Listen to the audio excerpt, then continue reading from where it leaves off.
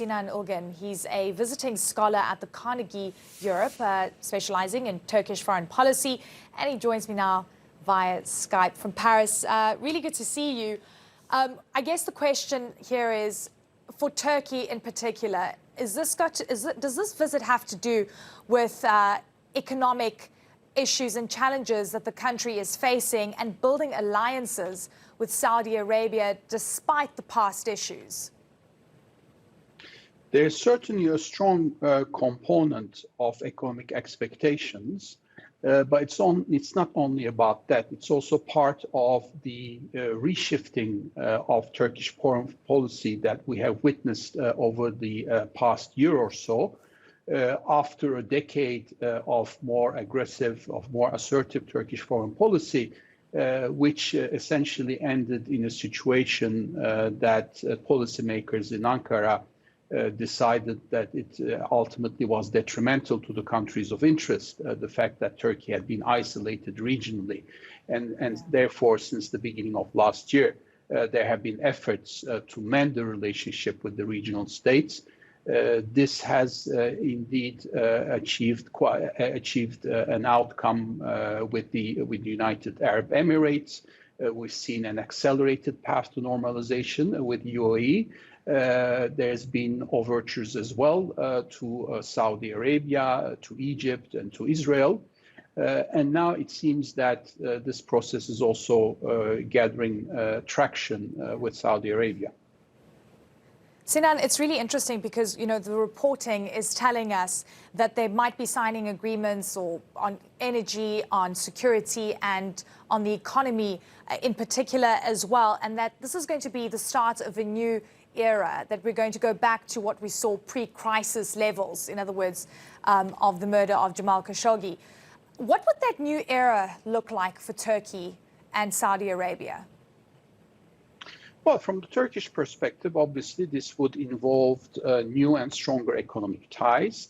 We've already seen in the past few months the lifting of some of these barriers. There was a trade embargo that Riyadh had imposed. That's been lifted. A few days ago, a travel ban on Saudi citizens to travel to Turkey has been lifted. And now there are expectations that the two countries will indeed sign agreements that would strengthen these ties. Turkey also wants to attract foreign capital from Saudi Arabia. The Turkish economy is under duress and is in need of these type of funding, particularly from the GCC. And there might also be cooperation on defense industries. There has been enormous interest in Turkish capabilities, particularly on the side of drones, and Saudi Arabia might have an interest in that as well. From the Saudi perspective, of course, there is a political angle to this.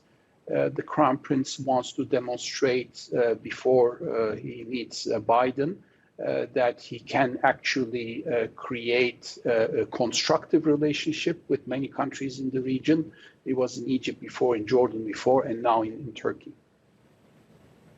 Okay, I want to widen the net here. We know that Turkey is against Sweden and Finland joining NATO. It's playing sort of diplomat with Russia.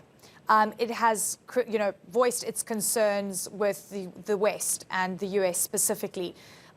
What is Turkey's end game here in terms of building these alliances? Because many are questioning, you know, which side Turkey is really on, despite it being a NATO member. Well, Turkey, as you stated, Turkey is a NATO member. That's its main anchor.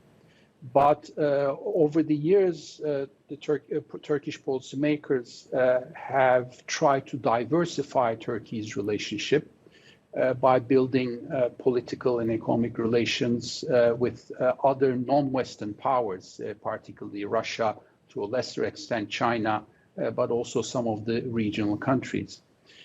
However, some of these initiatives proved to be also detrimental to Turkey's image in the West, particularly the decision to purchase the S-400 air and missile defense system from Russia. But given its geography, Turkey still feels compelled to maintain a degree of political relationship with the Russian leadership, despite what has happened in Ukraine. So Turkey has essentially been critical of the Russian stance and has backed Ukraine. But nonetheless, it also remains the only NATO country not to have implemented sanctions against Russia, because ultimately Turkey needs Russian support in Syria, in particular in a region like Idlib, where the Turkish government wants to prevent yet another humanitarian disaster that could lead to new refugee flows to Turkey. So that's the careful balancing act that Turkey is trying to devise and implement vis-a-vis Russia and Ukraine at the same time. That's exactly what it is, an interesting balancing act between the East and West. Sinan Ulgen, thank you very much. Good to see you.